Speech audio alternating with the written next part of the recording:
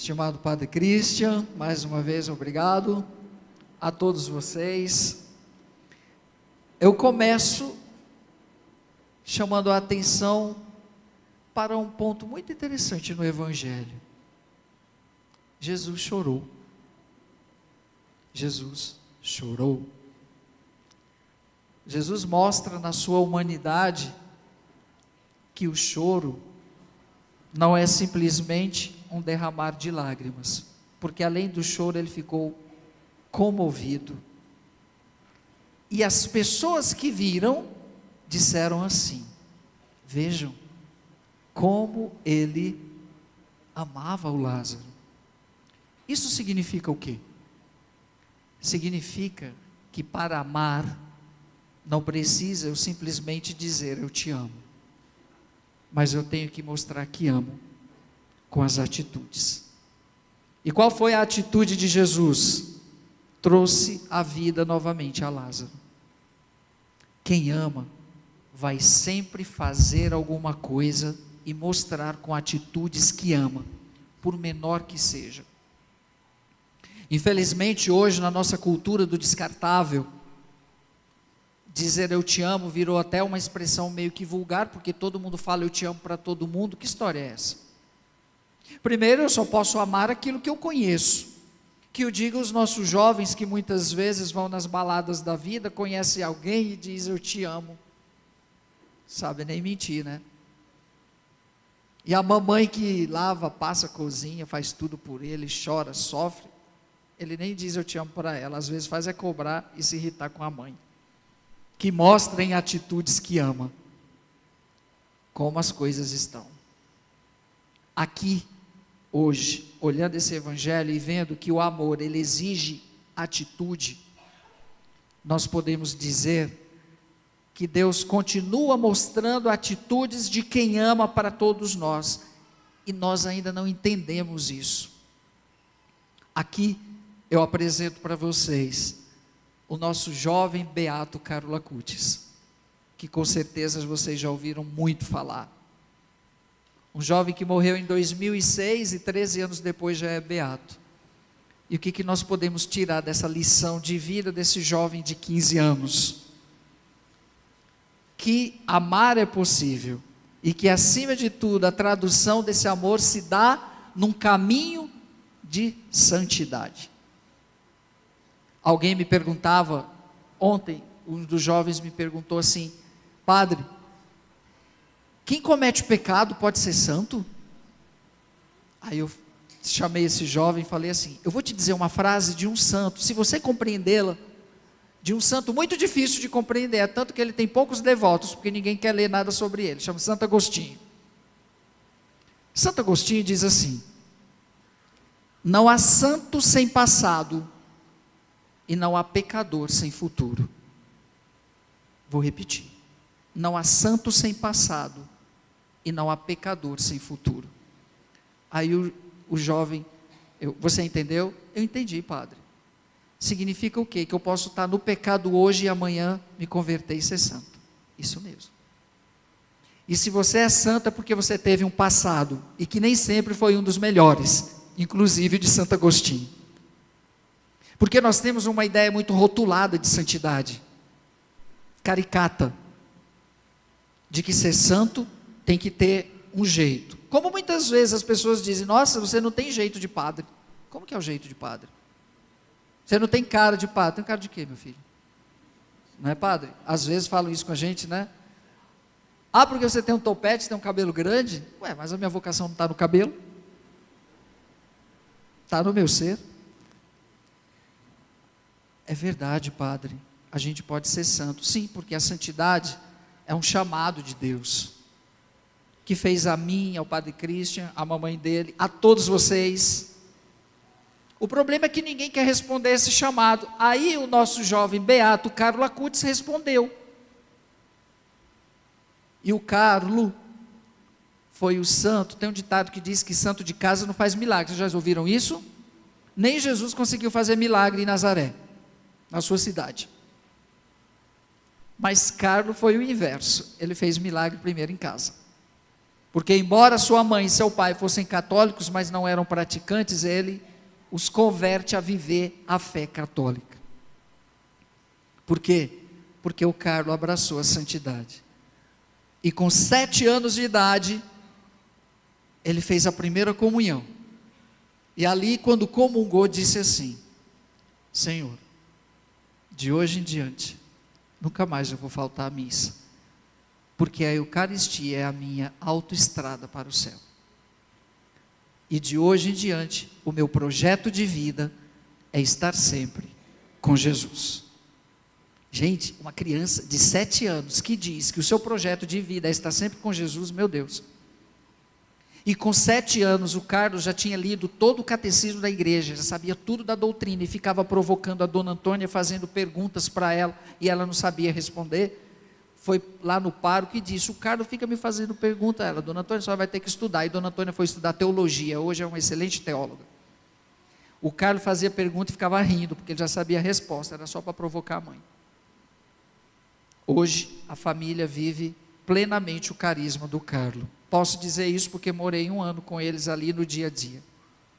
Além das pastas maravilhosas que Dona Antônia fazia todo dia, um prato diferente para mim, que fazia ciúme no marido, porque ele até disse: vou trazer o Padre Fábio para morar aqui direto, porque todo dia a Antônia faz uma pasta diferente. Até o pai do Carlos estava com ciúme, olha só. Aí a Dona Antônia disse assim: mas Andréia, mas é um sacerdote, tire corda, que Carlos amava tudo em sacerdote. Carlos amava todos os padres, porque os padres dão para a gente o bem maior, a Eucaristia. Aí o povo pensa que para agradar a gente tem que dar comida, né? Não é diferente na família do Carlos não, meu Deus do céu. Mas gente, o que Carlos fez foi ser católico de verdade. E o que falta para a nossa juventude? Serem católicos de verdade. Não o católico light, diet. Falta ser católico de verdade. Mas para ser católico de verdade, eu preciso conhecer a minha igreja. Eu só posso amar o que eu conheço, gente. Eu nem vou perguntar aqui para vocês, eu nem sei quantificar quantas pessoas tem aqui, eu nem vou perguntar, nem vou pedir para vocês levantarem o braço, porque eu sei que todo mundo aqui já leu o catecismo da igreja. Né? Todos já leram. Ave Maria, se não tivessem lido, né? E o Carlos, com 7 anos, conhecia tudo. Por isso que ele amou muito a igreja, e por isso que ele queria ser santo, não dizendo que queria ser, mas com a própria vida. Mas com a própria vida. Carlos vivia com notebook conectado à internet, tanto é que o Carlos é candidato a patrono da internet. E ele ficava toda hora, nas vagas que ele podia, pesquisando.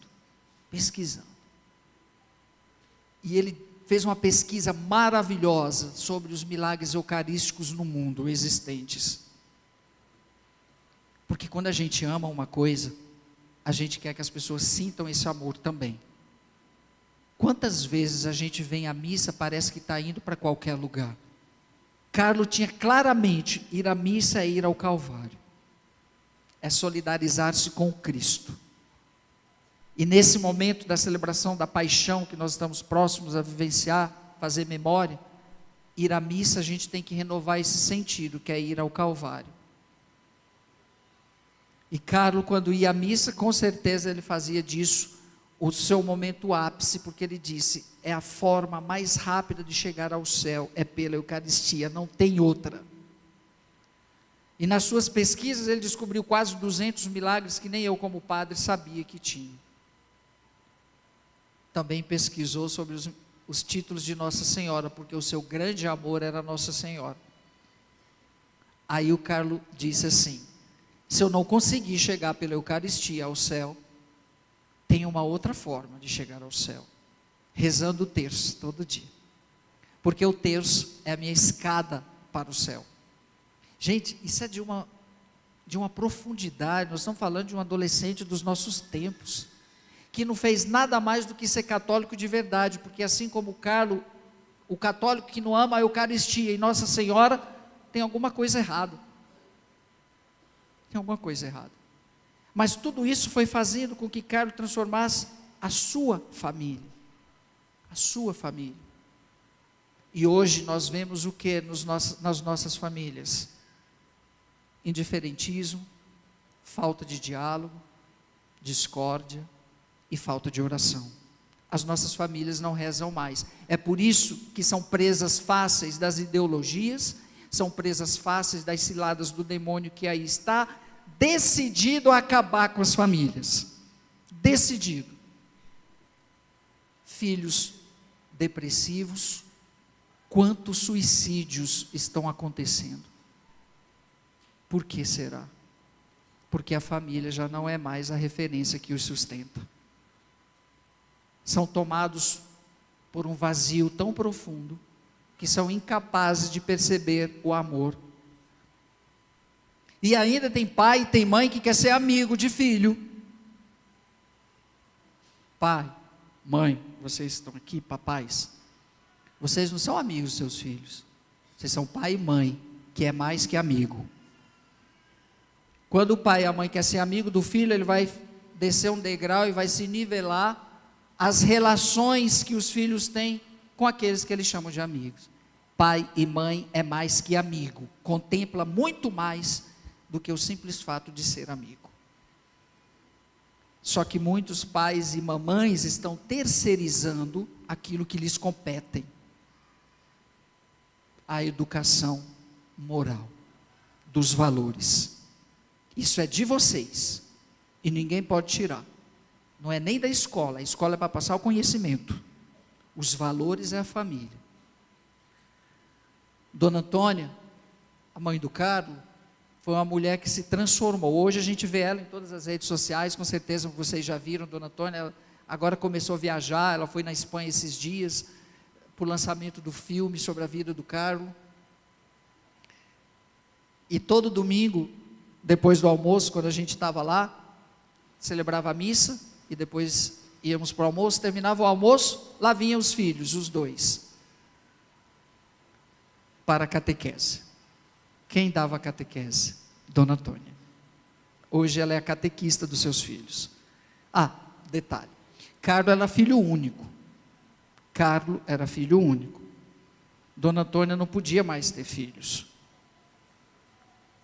E quando Carlos morreu em 2006, 4 anos depois, isso ela testemunha, o primeiro milagre de Carlos aconteceu com ela.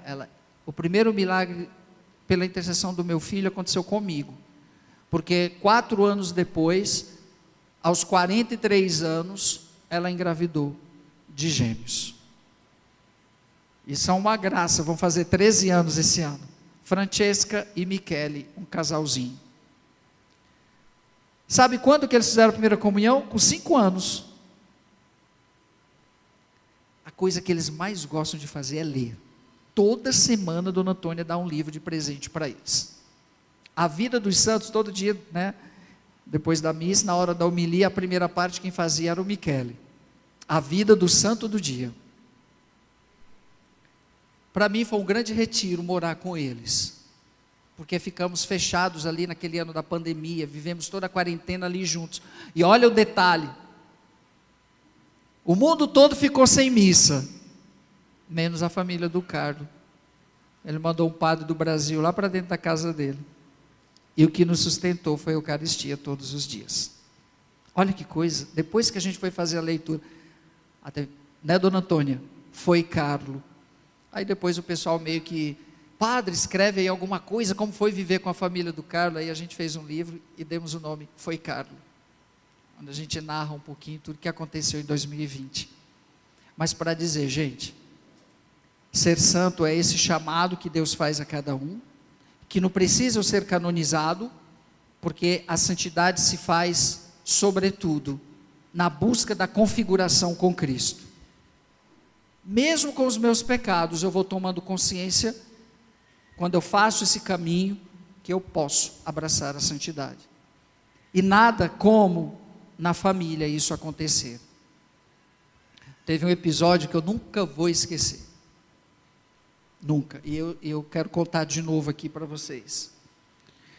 Todos os dias, né, depois da missa, ou melhor, na missa, Aí a gente fez uma brincadeira. Como estava todo mundo lá na pandemia, preso, ó, vamos fazer o seguinte, tem a capelinha dentro de casa, com o Santíssimo e tudo. Eu falei, Dona Antônia, vamos fazer o seguinte, aqui é a nossa paróquia, a paróquia Cutis. Eu sou o pároco, aí eu falei, André, o pai do Carlos, vai ser o vice-pároco. Aí eu fiz a investidura do Michele, do menino, né, Michele, em português Miguel, de coroinha, e da Francesca de leitor. Aí a nona, a vovó do Carlos, a tia e os funcionários da casa ali seriam os paroquianos. Dona Antônia, a senhora vai ser a bispa, né? Dona Antônia foi nomeada a bispa da casa, porque é a que gerencia tudo. Tá, num determinado dia, num domingo, eu sempre chegava na capela primeiro, depois chegava o pai do Carlos, e ficávamos ali um pouco de silêncio, quando escutamos uma gritaria, dos gêmeos brigando. Quando você conversa com italiano, você pensa que já está acontecendo uma briga, né? Porque a força da língua italiana é sanguínea. Então você pensa que está acontecendo uma briga, porque a mão vai, a mão vem, aquilo tá. Eu descobri um jeito muito bom de conviver com os italianos, eles são gente boa. É gritar na mesma altura. Quando eles gritam também, está tudo bem se abraçando e se beijando. Porque quem vai a Roma, a algum lugar, a primeira vez na Itália, se assusta quando vê os italianos gritando, né? Pensa que eles estão com raiva de você. Não é. É a sanguinidade. E era uma gritaria, e o pai do Carlos olhou assim, levantou, ficou apavorado. Aí entra a Francesca e Michele brigando, e ela chorando e moscando assim, olha, duas crianças italianas brigando, é um tsunami. E pá, aí o pai também entrou na briga e deu um grito, para, basta! Que é sucesso? O que está acontecendo? Aí a Francesca, Michele, não quer deixar eu fazer a primeira leitura, e eu quero fazer a primeira leitura hoje. Pronto. E o Michele, não, eu que vou fazer a primeira leitura, você faz a segunda, não, eu quero fazer a primeira. Aí o André, Padre Fábio, por favor, resolva. Eu, eita, como que eu vou entrar nessa pólvora aqui? Michele, deixa a tua irmãzinha só hoje fazer a primeira leitura. Não, eu que vou fazer a primeira leitura, mi piace fare sempre a primeira leitura. Ah, meu Deus do céu.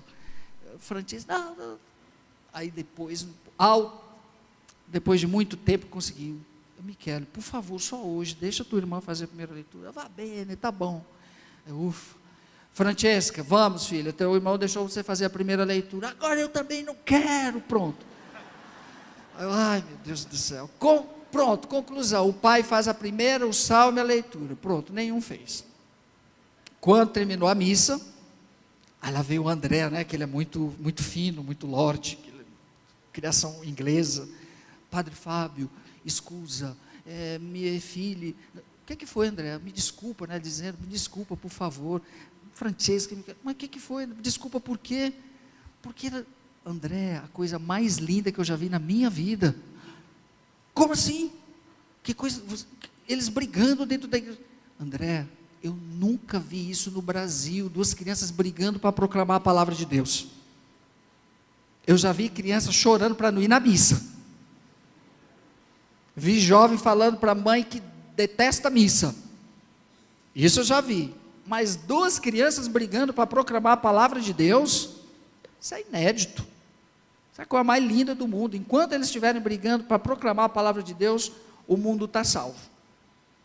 Porque quando eles estiverem brigando para ir nas baladas da vida, aí está tudo perdido. Aí ele não tinha visto por esse lado, Padre Fábio. Pois é, meu filho, veja que coisa linda. E criança briga mesmo, mas que briga bonita, foi uma guerra santa. Onde que nós vemos isso? Nos nossos jovens, nas nossas crianças de 10 anos de idade, para querer fazer a palavra de Deus. Bom, aí a gente resolveu o problema, porque nas outras missas, aí nós fizemos uma escala. Aí eles tiveram que obedecer à escala, aí não teve mais problema. Mas para dizer, gente, o que nós oferecemos dentro da nossa casa para os nossos filhos de valores, pelos quais eles possam assumir aquilo como algo importante para a vida deles, ao ponto até de brigarem, entre aspas. E Carlos fez isso tudo com maestria, sem impor.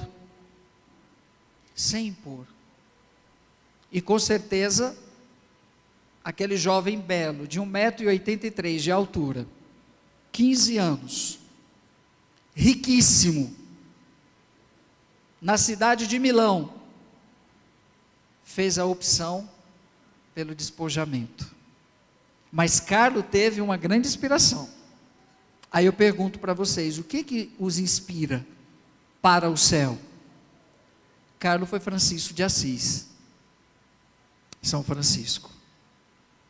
Tanto é que o bispo de Assis disse que Carlo e Francisco, Assis faz com que Carlo e Francisco, Carlo é um outro Francisco. Ambos, cada um no seu contexto, ricos e se despojam. Hoje a família do Carlo encontrou um sentido para a sua riqueza, olhando o que Carlo fazia. No dia da missa de corpo presente do Carlo, era tanta gente vindo de todos os lugares de Milão. Dona Antônia ficou, mas de onde meu filho conhecia tanta gente? Mendigos estavam todos. Depois que a gente foi descobrir, porque o babá dele, que era mais cúmplice dele, que ia com ele para todo lugar, que Carlo todo dia antes de ir para a escola, enchia a mochila de lanche e saía distribuindo na rua de Milão. Guardava o dinheiro que ele pegava da avó, do avô, e levava na obra social dos franciscanos. Pequenos gestos, às escondidas, no sentido de que para fazer o bem eu não preciso fazer propaganda. Quem faz propaganda do bem que faz é porque tem algum interesse. Para isso tem uma classe no mundo que faz muito bem, quando faz uma coisa e mostra que faz. Não precisa dizer quem são, né? Mas para dizer, gente, a grandeza desse jovem que queria ir para o céu. Carlos não suportava a ideia nem de pensar que ele poderia ir para o inferno, porque ele nem queria ir para o purgatório. Ele desejava o céu. A minha meta é o infinito. Você que está aqui hoje nessa missa, com a sua família, o que você deseja? O céu também? O que você deseja? Porque tem gente que está condicionando a sua felicidade naquilo que elas querem ter. Eu serei feliz quando eu tiver um carro, os jovens. Eu serei feliz quando eu tiver faculdade tal, quando eu estiver ganhando dinheiro. Que pobreza! Primeiro, felicidade não é fim, é meio. Eu não tenho que ser feliz quando eu tiver dinheiro, eu tenho que ser feliz agora.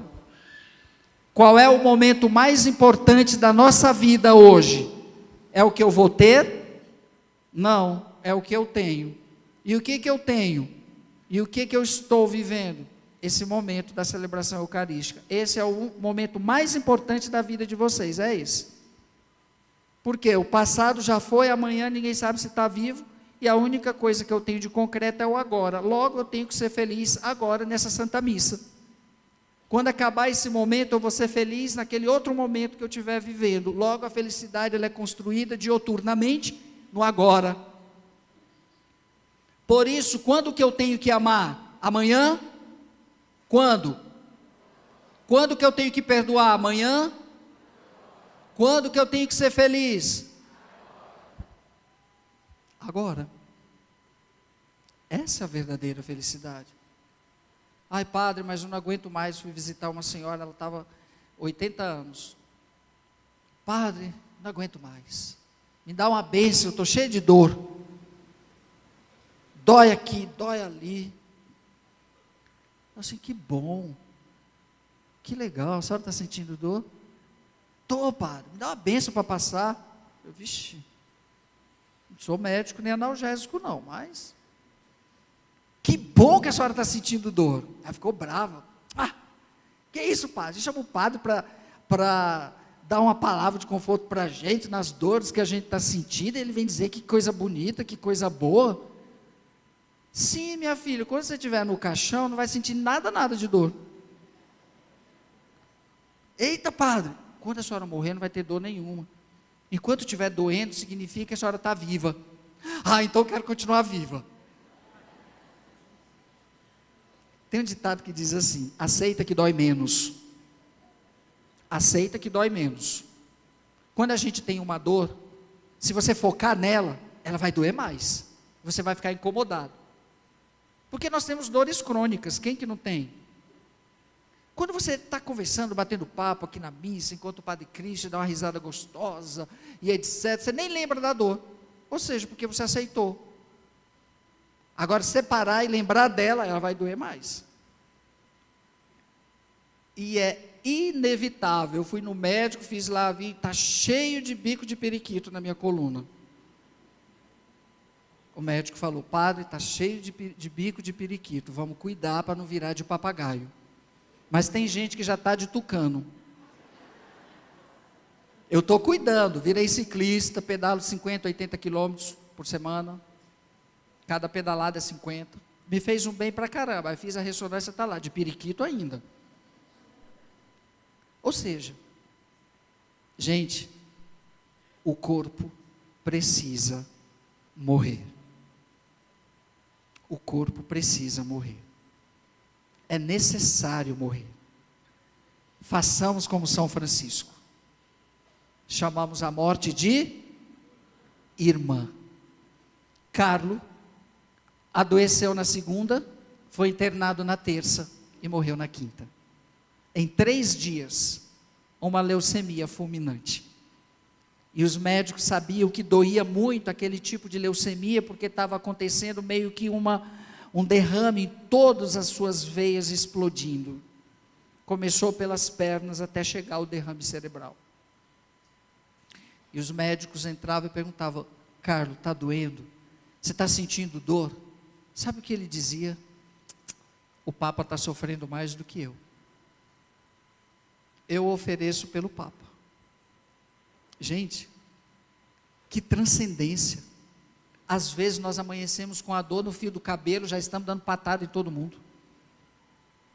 Com enxaqueca.